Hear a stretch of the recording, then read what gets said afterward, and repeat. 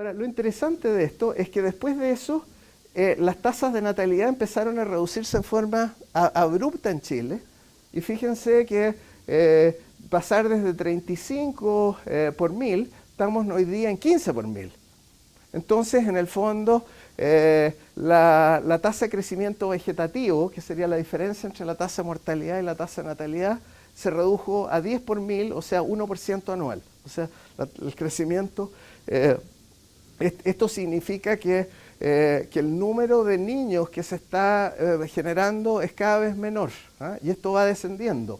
Y si seguimos a Thompson, esto debería seguir descendiendo y en el fondo debería llegar a un nivel bastante bajo, comparable a lo que se daba en la fase 1. ¿Ah?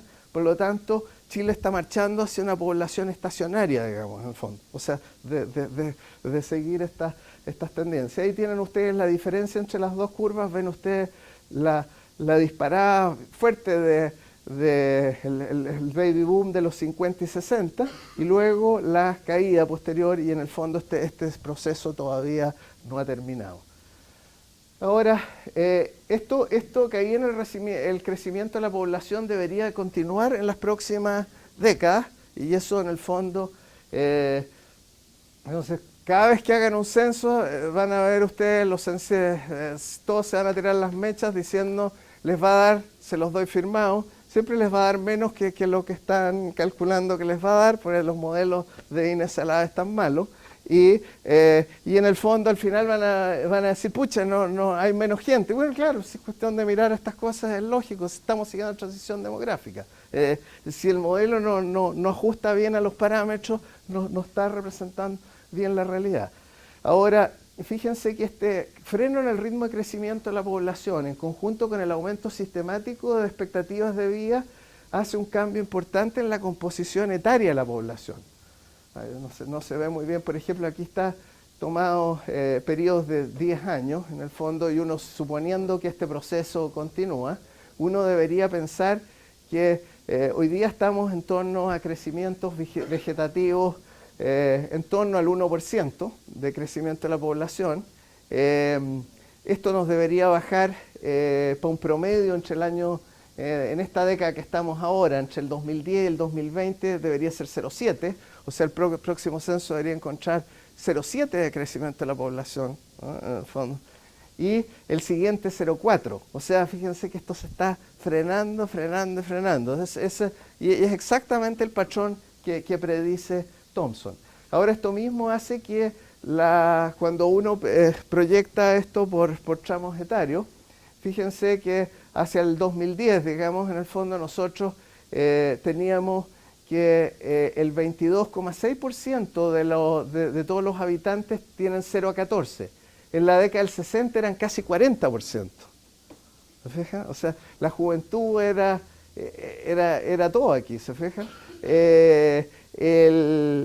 Y este 22,6 hacia el 2020 van a ser menos de 20% y después va a ser menos de 17%. Cada vez van a haber menos niños en el porcentaje de la población. Este es bien importante porque 15 a 65 años es el potencial de los que están en la fuerza de trabajo. Esto estamos más o menos en el 68,5%, estamos más o menos en el pic. O sea, de hecho, esto explica por qué la fuerza de trabajo ha estado creciendo sistemáticamente más rápido que lo que crece la población y el problema que han tenido los distintos gobiernos en tratar de mantener las tasas de desocupación bajas, digamos, con lo cual requiere crear suficientes puestos de trabajo, por lo menos a la misma velocidad que crece la fuerza de trabajo, porque de otra manera la tasa de desocupación aumenta, ¿se fijan? Ahora fíjense que en ese sentido el mercado laboral, la tarea debería ser más simple para adelante porque todo indica que estos valores se estabilizaron. O sea, entre el 2010 y el 2020 más o menos el porcentaje que representa 15 a 65 años más o menos parecido. Eso significa que en ese periodo debería crecer la población más o menos al mismo ritmo que la fuerza de trabajo. O sea, si la población está creciendo a menos del 1, eso significa que la fuerza de trabajo crece al menos del 1. Y por lo tanto, si los empleos crecen incluso a esa velocidad, ya no es tanta tarea tan titánica mantener pleno empleo. debería ser relativamente más fácil. Otra cosa interesante que ocurre es la tercera edad. La tercera edad en el 50 era menos del 4% de la población. Fíjense que la tercera edad al 2010 ya es el 7% de la población y hacia el 2020 va a ser casi el 10%. O sea, la gente mayor de 60, entre 65, digamos, y 80 años, o sea, que son los que están jubilando, cada vez va a ser un porcentaje más grande de la población. Obviamente esto sobre los sistemas previsionales es clave. O sea, antiguamente teníamos un sistema de reparto. El sistema de reparto, ¿saben por qué funcionaba tan bien? Porque se jubilaba entre 60 y 65 años, 60 años las mujeres, 65 los hombres, y la expectativa de vida era 53. Entonces no llegaban a cobrar.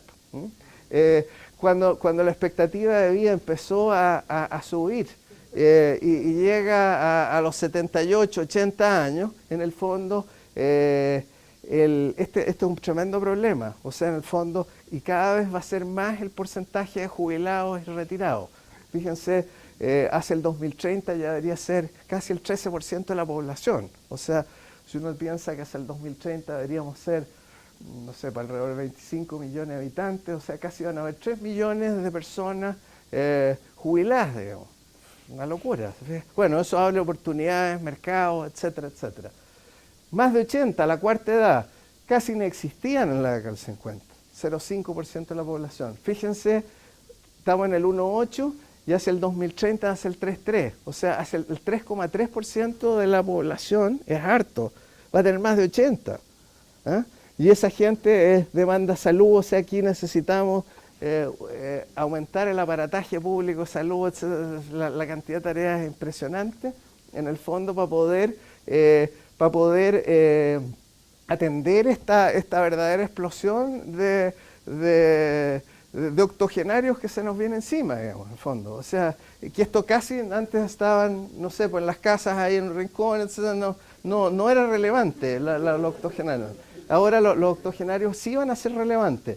Ya son el 1,8% de la población y después van a ser 3,3%. Entonces, esto obviamente cambia todo. Cuando uno toma números absolutos, fíjense otras cosas interesantes que pasan. De 0 a 14 años, hacia el 2000 más o menos llegamos al pic de alumnos o de niños de 0 a 14, que estos son básicamente los que están en educación primaria y secundaria. Un poquitito en secundaria, básicamente primaria. Fíjense que hacia 2010 son 3.678.000. Esto debería hacia 2020 bajar a 3.400.000 y 3.100.000. ¿Qué dirían ustedes si tuvieran un colegio y miran estos números? O sea, la demanda va a caer. O sea, es lógico, uno debería empezar a pensar que aquí va a venir cierres de colegios. ¿Se fijan? No, o sea, imagínense si teníamos una capacidad como para atender 4 millones y después vamos a tener 3. Va a estar al 3/4, o sea, va a estas sobrando un cuarto más o menos, ¿se fijan? Donde falta todo es acá, o sea, las edades más altas las que en general aquí vienen explosiones, ¿se fijan? 1.100.000 personas más o menos, de 65 y más, bueno, y si uno le suma hasta cualquier edad son como 1.400.000, y aquí nos vamos a casi 3 millones de personas de más de 65 años de aquí a 20 años más. O sea, eso se va a duplicar. O sea, todos los viejos que ustedes ven, multiplíquenlos por 2 y se arman una idea de para dónde vamos. Y los niños que ven ustedes, multiplíquenlos por 0,75. O sea, ese es el cambio. Esto obviamente va a tener un impacto muy fuerte, y está teniendo un impacto muy fuerte. Aquí lo que un poco uno puede decir, a ver qué es lo que nos espera en términos de crecimiento. Y de lo que acabo de exponer, ustedes se dan cuenta que el tema de los términos de intercambio es absolutamente crítico.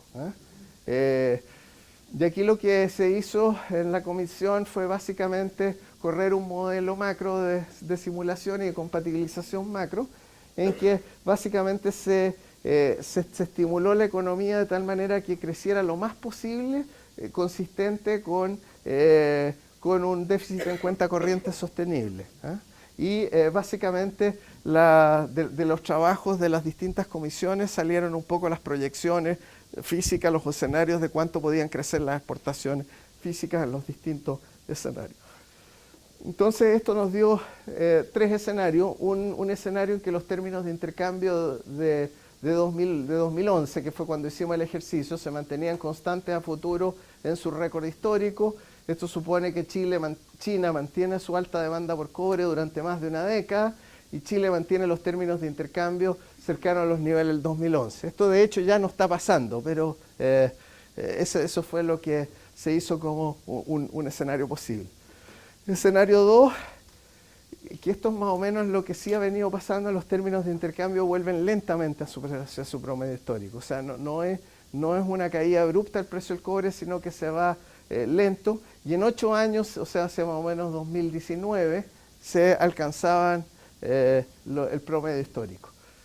En el escenario 3, los términos de intercambio volvían en forma abrupta a su promedio histórico y obviamente esto generaba una fuerte recesión en el año en que se produce eso, digamos, en fondo, porque este es un shock mayor.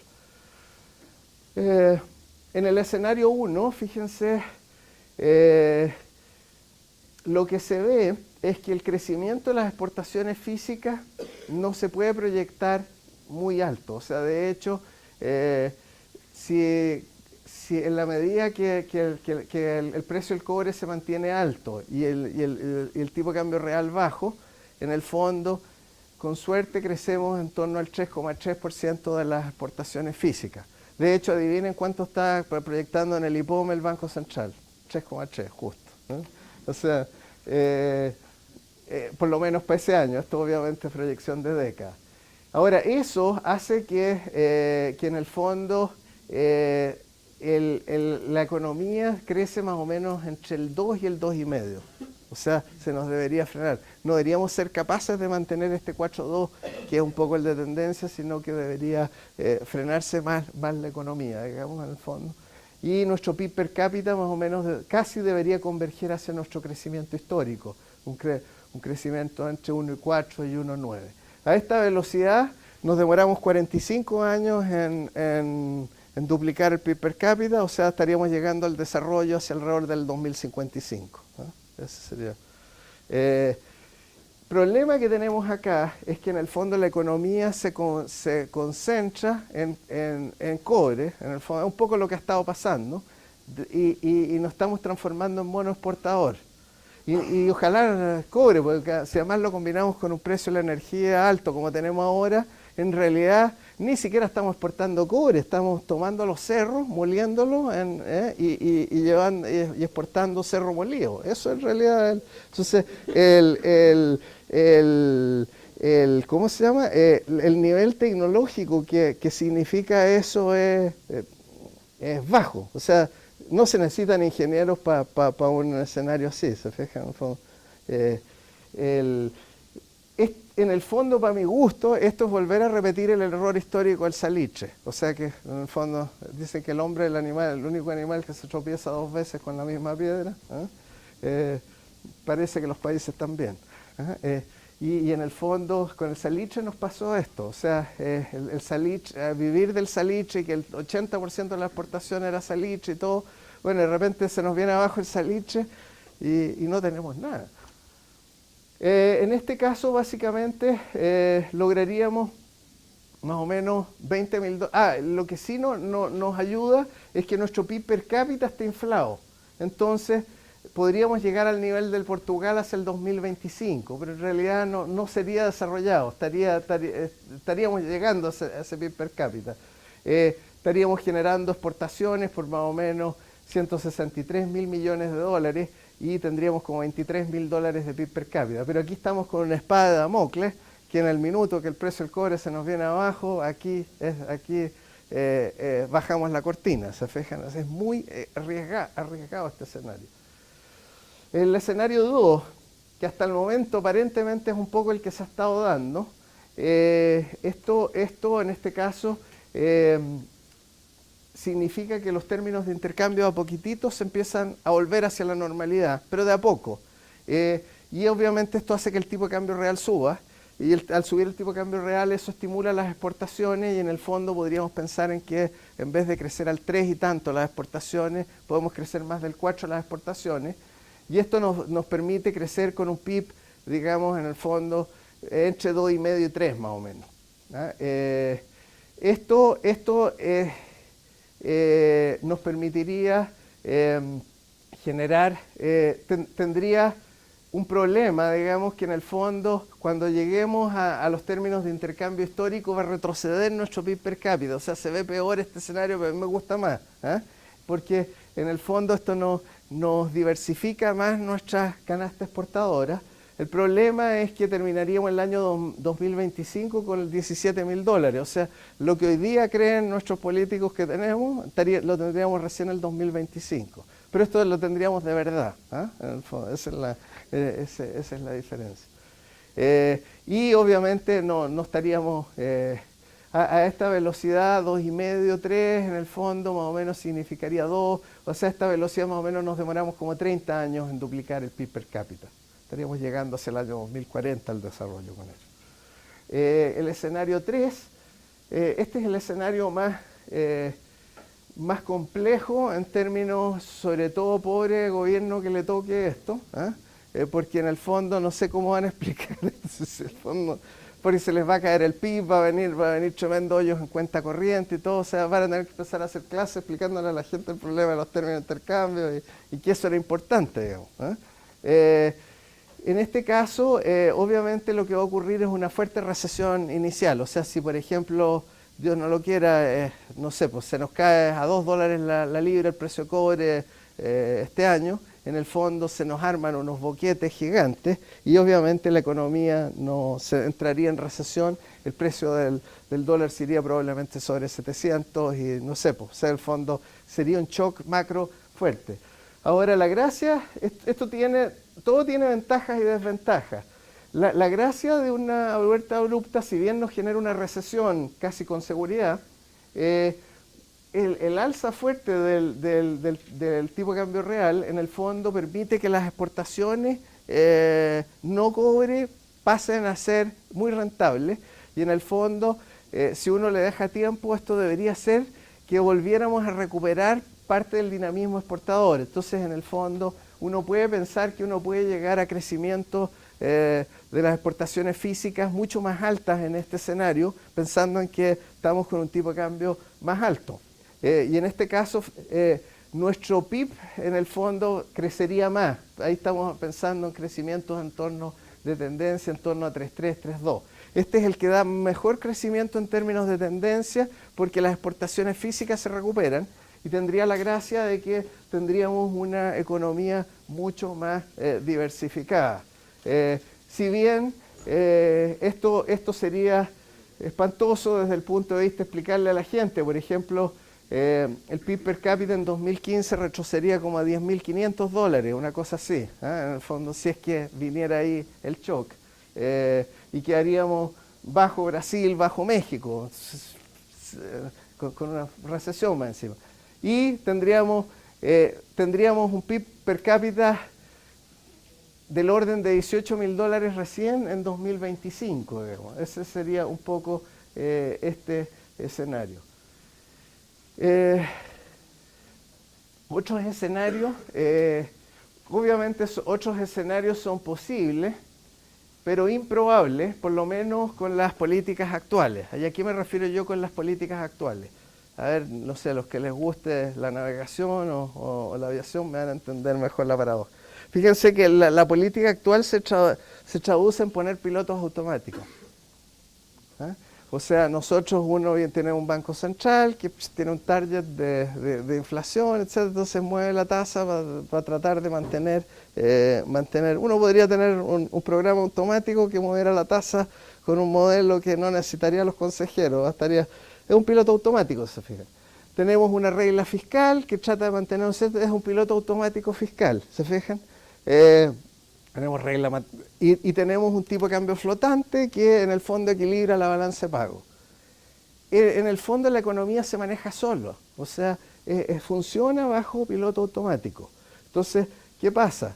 Si uno hubiera querido tratar de mantener, por ejemplo, el crecimiento exportador y todo, habría que haber abandonado el piloto automático, habría que haber hecho políticas activas en el fondo, ¿eh? No haber permitido nunca que el tipo de cambio real se cayera, haber mantenido el sector exportador. A lo mejor uno tendría que haberle puesto un tremendo royalty al cobre, haber ahorrado esa plata, no sé, en el fondo, pero habría que haber intervenido, no habría que haber, si uno hubiera mantenido una política activa, en el fondo, un poco como lo hicieron los noruegos. Los noruegos también tuvieron un shock de término de intercambio fantástico. En ese caso descubrieron petróleo, y lo que hicieron fue ahorrar esa plata, no transmitieron el gasto, no fue política, no fue piloto automático. Hoy día tienen una fortuna en fondos soberanos. No permitieron que la economía noruega les llegara el shock, en el fondo. Y con eso la economía más o menos siguió funcionando en cierta forma, en forma relativamente normal. El problema de nosotros es que estos pilotos automáticos, el alza del precio del cobre, hizo que se ajustara el dólar hacia abajo.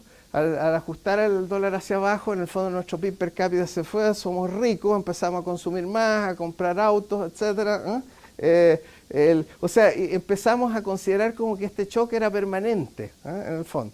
Ahora, ¿qué es lo que pagamos? Pagamos que al tener un tipo de cambio real bajo, la gente dejó de plantar frutales, los salmoneros, bueno, además tuvieron problemas, se nos frenó todo el sector que habíamos logrado con tanto esfuerzo diversificar. En el fondo de la economía, el sector exportador, si uno le da más tiempo, cada vez se empieza a concentrar en puro cobre, digamos. Y no es cobre, es cerro molido, mejor dicho. Eso es lo que en verdad estamos exportando. Entonces, obviamente, para haber hecho algo distinto, en el fondo no tendríamos que haber usado piloto automático. O sea, ahora actualmente, aparentemente, el piloto automático continúa. Entonces, en el fondo, pues, si el piloto automático continúa, el que maneja la situación es el cobre al final. El cobre va a determinar si se da el escenario 1, el 2, el 3.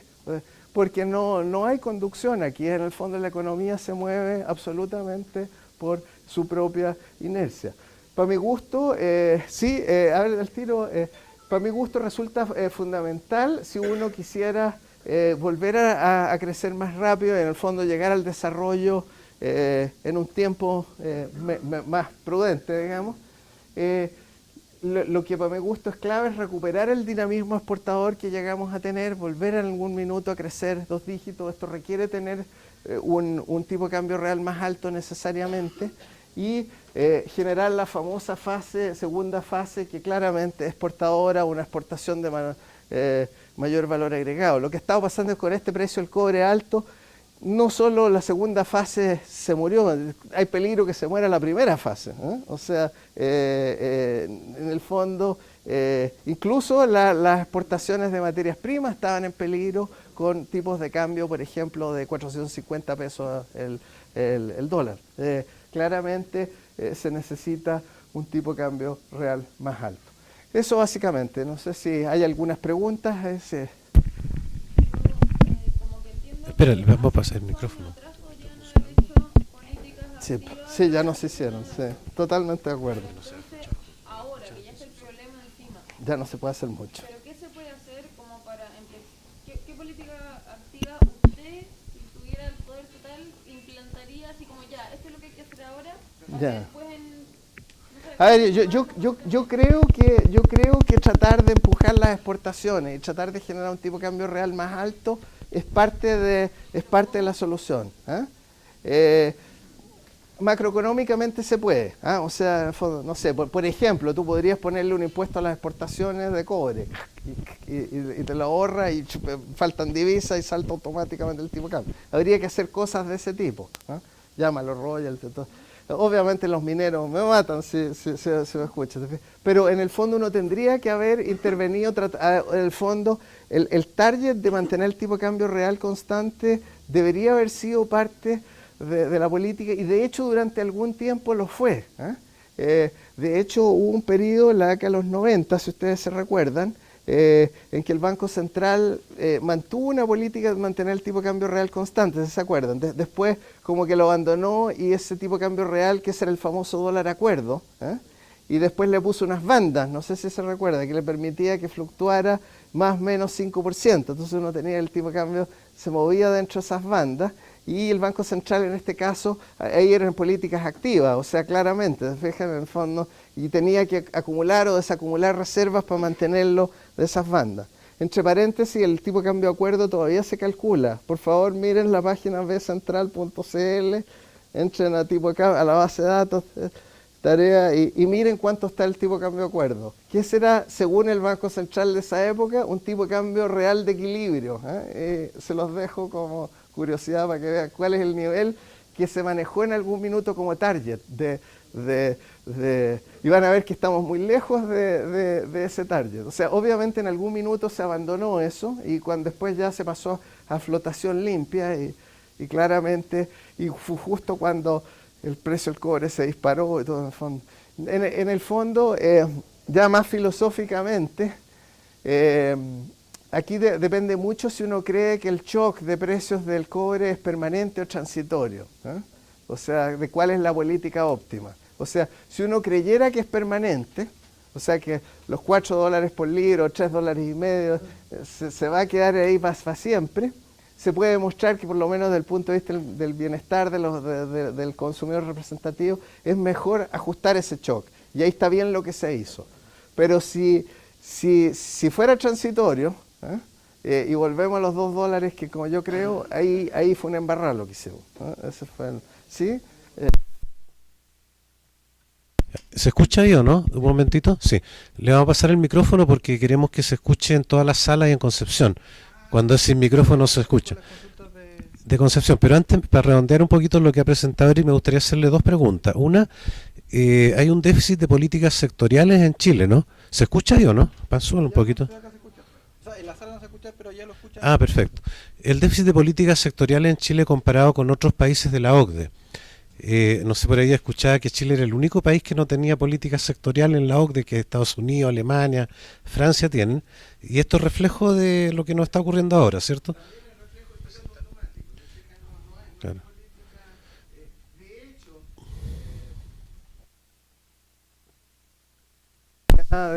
De ir al Ministerio de Desarrollo Social o que antiguamente se llamaba, o de plan, Oficina de Planificación, se supone que es bien interesante cuando uno trata de ver qué planes de largo plazo hay. Cero, ¿no? O sea, no. ¿Ah? ¿Qué ocurre eso en Chile y en otros países no? ¿O es así en todos lados?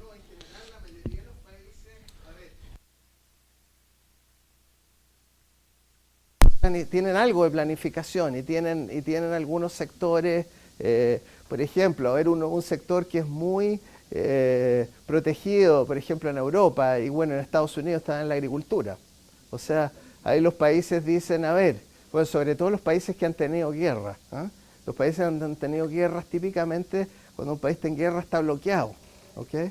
Y cuando está bloqueado, lo que puede comer es lo que produce.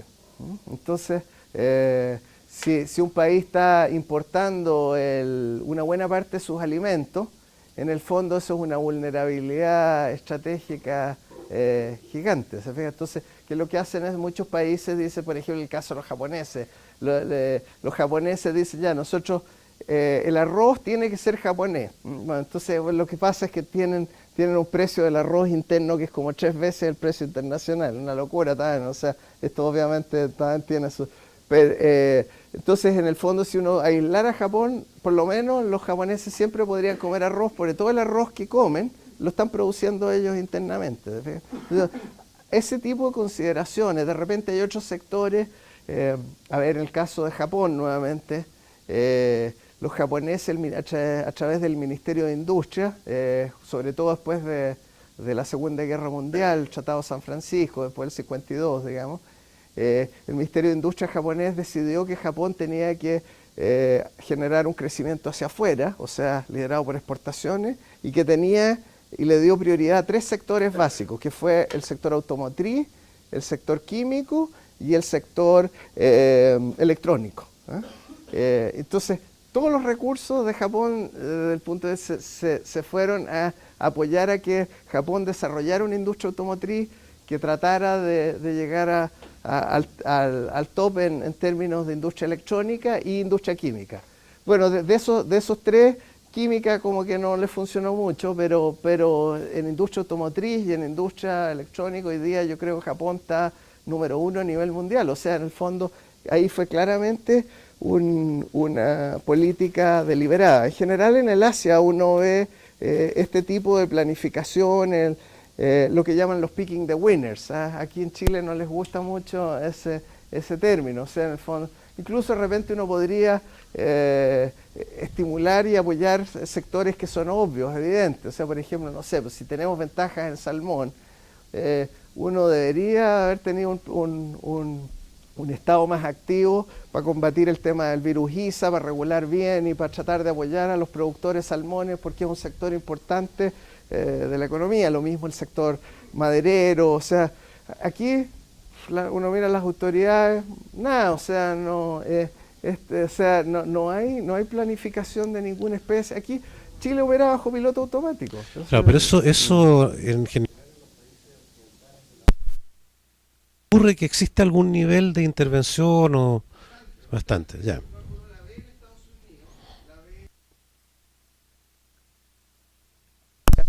Alemania, Italia, a ver, España no tanto, pero claro, pero en varios de los países europeos como que hay un rol, hay sectores que se estimulan, hay otros que se frenan, existe un intento, o sea, por lo menos hay una visión hacia dónde se quiere llegar, digamos, en el fondo. No, aquí Esta diversificación de exportaciones, si los gobiernos centrales están ausentes de esa tarea, ¿cierto?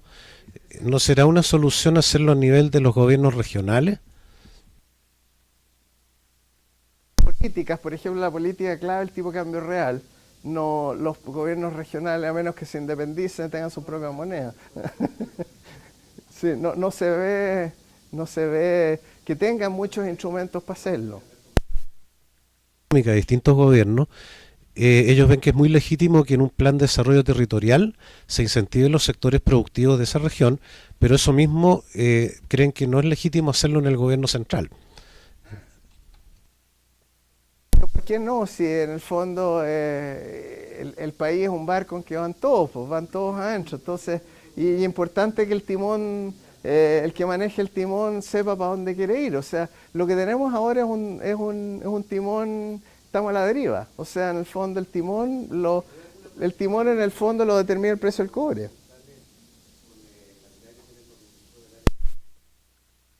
Políticas sectoriales en un gobierno puntual, o sea, puede que las haya, pero el temor es que después el otro la descontinúe.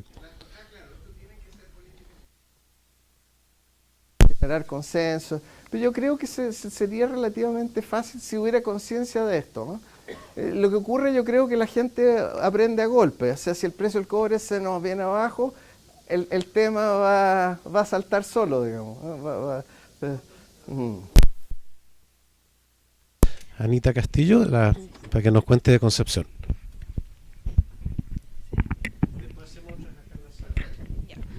Bueno, buenas tardes de la Universidad de Concepción. Sebastián pregunta si la reforma tributaria impulsada por el gobierno producirá alguna desaceleración económica en el país. ¿Qué opina usted al respecto de eso?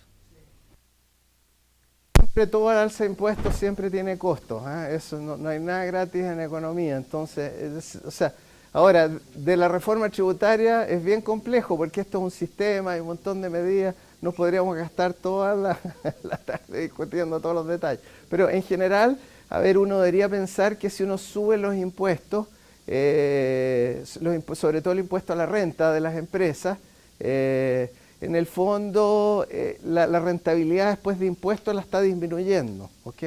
Entonces eso algún efecto va a tener. O sea, y claramente otra manera de mirarlo es si uno quiere recaudar 2 a 3 puntos del PIB y en el fondo lo está recaudando a través de las utilidades retenidas, en el fondo el impacto macro sería que van a disminuir las utilidades retenidas en las empresas en 2 puntos del PIB, ¿ok? y por el otro lado algo se va a hacer con esa plata. Supongamos que se inyectan a educación para educación gratuita, que es un poco lo que aparentemente... Entonces, las familias que reciben esta educación gratuita van a recibir 2 puntos del PIB en transferencias del gobierno, y las empresas van a ver reducido 2 puntos del PIB en utilidades retenidas, ¿se fijan? Si obviamente eso es parte del ahorro, las utilidades retenidas. Entonces lo lógico es que caiga esa tasa de ahorro en las empresas en 2 puntos del PIB, caiga el ahorro en la inversión. Lo que pasa con la economía en general depende críticamente de lo que hagan con esos 2 puntos del PIB las familias que reciben esos 2 puntos del PIB adicional. O sea, si estas familias que estaban pagando universidad y ahora les sale gratis, si eso se lo gastan en consumo, por ejemplo, uno va a tener 2 puntos del PIB menos de ahorro y 2 puntos del PIB menos de inversión, ¿se fijan? Si esa gente ahorrara esa plata, no pasaría nada. Ahora, si parte del... o si esto lograra, ahora si uno lograra esos 2 puntos del PIB, hacer más educación, porque se está yendo sobre la misma educación, sería una acumulación de capital humano, entonces estaría sustituyendo capital físico por capital humano, sería el poco... Ahora, si es para hacer gratuito lo que ya está, en el fondo no hay más capital humano, sino que simplemente es una transferencia de ingresos a esas familias. Y yo creo que el grueso se va a ir al consumo, esa es mi estimación. Y yo creo que, por lo tanto, uno debería esperar caída en el ahorro y la inversión. Ahora, todos los impuestos producen problemas, no es en el fondo. Ahora, el mérito es que si uno cree que los beneficios de lo que está haciendo da más los costos, o sea, que crezcamos más lento y tengamos menos inversión, vale por esto, eso es ya juicio político, digamos, de las autoridades, que me imagino que ellos deben preferir eso que lo otro, por algo están proponiendo esa medida. Pregunta, ¿qué debería hacer Chile para pasar de ser un exportador de cobre a un exportador de servicios de productos terminados? Con el tipo de cambio real que tuvimos en los últimos años no teníamos nada que hacer, se fijan, en el fondo nos estábamos transformando de nuevo en mono exportador, o sea, es lo mismo que nos pasó a principios de siglo, o sea, del siglo pasado.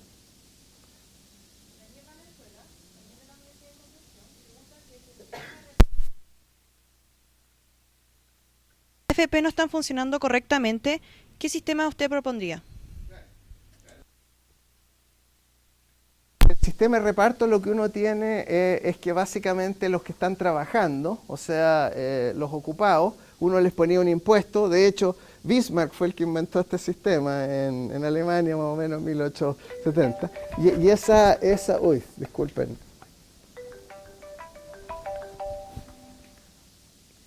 Ahí sí. Entonces, básicamente, con ese impuesto a los que están trabajando, se juntaba esa plata y se dividía sobre los que estaban jubilados, y en el fondo con eso se financiaban las pensiones, el Pay As You Go System en inglés, que es el sistema de reparto, que fue el que funcionaba en Chile. Problema que tiene el sistema de reparto, como ven ustedes los fenómenos demográficos que estamos teniendo, es que los que están trabajando uno debería esperar que disminuyeran, se mantuvieran o disminuyeran, y los jubilados explotan. Entonces, en el fondo, con una cierta tasa de cotización, este sistema, un sistema de reparto quebraría en Chile. Y de hecho quebró.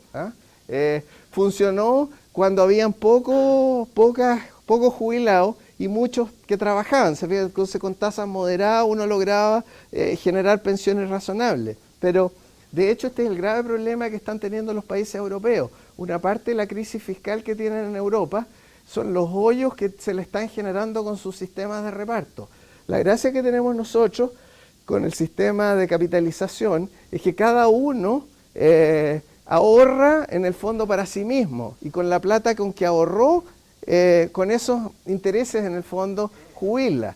Entonces tiene dos ventajas. En un lado, uno genera una tremenda masa de ahorro. De hecho, todo el mercado de capitales en Chile existe gracias a la AFP. Si uno eliminara la AFP y pasara al sistema de reparto, adiós mercado de capitales, porque en el fondo no existiría esta tremenda masa de ahorrantes, ¿se fijan?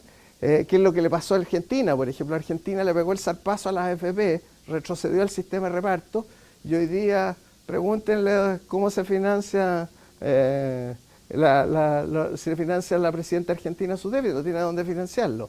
Emisión y por lo tanto inflación. La otra gracia es que uno con el sistema de capitalización independiza del problema de la estructura de pensiones, en el sentido de que podrían haber mucha gente de edad avanzada o poca, como cada uno ahorró para sí mismo. En el fondo uno se independiza de la estructura tributaria, entonces de la estructura etaria, perdón. Y en ese sentido lo que tenemos yo creo que es algo súper valioso en términos fiscales y en términos futuros. Ahora, eso independiente de que uno perfeccione el sistema, todo sistema es perfectible, y que uno podría pensar, y a mí se me ocurren varias reformas que uno se le podría hacer para tratar de generar pensiones más altas, que es un poco la crítica que se ha estado haciendo al sistema, pero un sistema de capitalización individual es muy superior a un sistema de reparto en términos macro, digamos. ¿Por qué no se creó dinamismo en las políticas para bloquear el piloto automático, el que mencionaba usted? Eso, pues le gustaba el piloto automático. Entonces, si el ministro de Hacienda, el que maneja el Banco Central y todo ponen pilotos, en el fondo si los pilotos del avión ponen piloto automático, uno como pasajero no tiene mucho que decir. ¿Una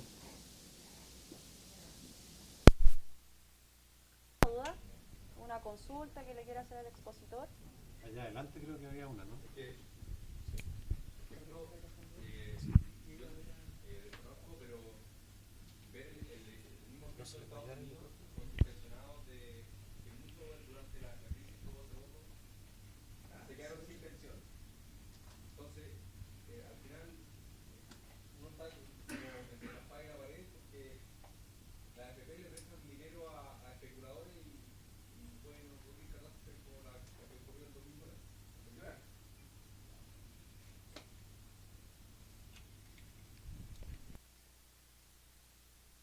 Y a ver, para contestarte esta pregunta, déjame hacer este siguiente esquema. Un buen sistema previsional tiene 3 pilares, ¿ok? Un pilar primero básico, solidario, digamos, en el fondo, en que en el caso de Chile, básicamente lo pone el Estado. En que tú haces lo siguiente, tú dices, vayan cotizando, y suponte que alguien llega a la edad de jubilación y no tiene suficiente plata como para poder llegar a lo que se denomina una pensión mínima, que esa la fija el Parlamento. Entonces, ¿qué pasa? Viene el Estado y el Estado aporta lo que falta para generar una renta vitalicia igual a la pensión mínima. ¿Te fijas? En el fondo. Entonces, esto requiere recursos, y en el caso de Chile es un monto de plata que está poniendo el Estado siempre, y de hecho se generó un fondo, uno de los fondos soberanos especialmente para poder apuntalar, parte de los ingresos del cobre está puesto para apuntalar el pilar 1, que se llama pilar solidario. En el fondo, lo que hay ahí es que el Estado garantiza, a través de este pilar, que todo el mundo tenga una pensión mínima. En el caso de Chile tenemos nosotros este pilar puesto así como la garantía del Estado, que en las AFP, cuando la persona jubila, el Estado entera lo necesario para llegar a la pensión mínima. En Estados Unidos lo que existe es lo que se llama el Social Security, en que uno tiene una cierta tasa de cotización, y es en el fondo a través de las cotizaciones Social Security se llega a la pensión mínima de Estados Unidos, que es una pensión solidaria, etcétera. Deben ser, por ejemplo, $700, $800. Normalmente este es un monto relativamente bajo, y la idea es mantener a los pensionados que no lleguen a juntar suficientes fondos para que tengan una vejez de subsistencia, en el fondo. Ese es básicamente pilar 1. Después hay un pilar 2. En el caso de Chile, aquí está básicamente las cuentas de capitalización de las AFP, en que uno va poniendo el 10% de los ingresos con un cierto tope, y en el fondo hay que se arma un fondo mutuo en que uno elige la AFP maneja este fondo mutuo y cuando la persona llega a la edad de jubilación, en el fondo con esa plata que acumuló genera una pensión que si supera esto, en el fondo esta es la pensión que recibe. La gran mayoría de los casos está aquí.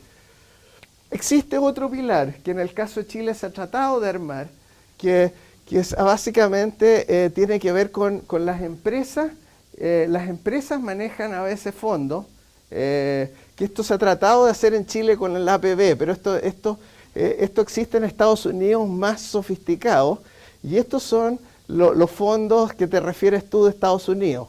O sea, en Estados Unidos, a través de las empresas, hay unos fondos en los cuales la gente cotizaba y la empresa ponía plata, y esa plata la manejaba la empresa, un fondo mutuo de la empresa. Entonces, lo que pasó es que en el caso de Chile, nuestro sistema previsional básicamente descansa sobre pilar 1 y 2. En el caso de Estados Unidos no tienen pilar 2, tienen pilar 1, que es el Social Security, y tienen el pilar 3, que no está muy regulado. Y esto fue un poco los fondos, qué sé yo, el caso Enron y todo, en que los empleados... Ahora, esto en general genera pensiones muy, muy altas en Estados Unidos. Esto genera pensiones muy bajas. O sea, lo que ocurrió en Estados Unidos con la crisis y quiebra de algunas empresas, al quebrar la empresa quebraron estos fondos. Entonces, en el fondo, esto generó una verdadera tragedia en términos de jubilación en Estados Unidos, porque esa gente, en el fondo, quedó con el puro Social Security, quedó con la pensión mínima. Fíjate el caso de Enron, el caso...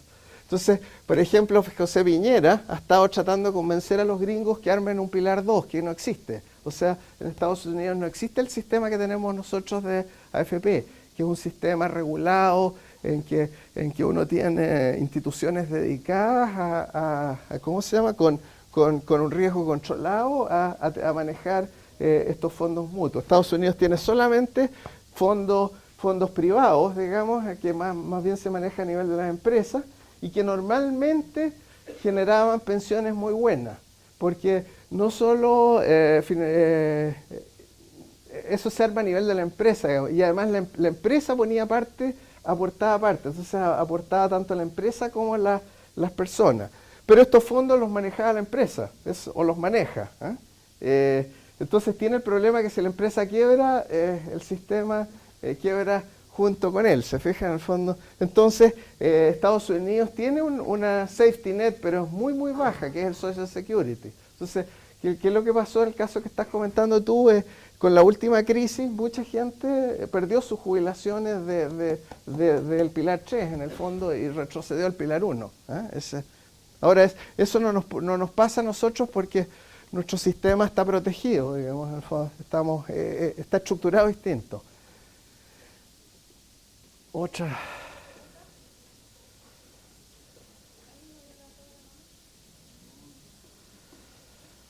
Ahí está. Bueno, si no hay más preguntas, muchas gracias. Okay.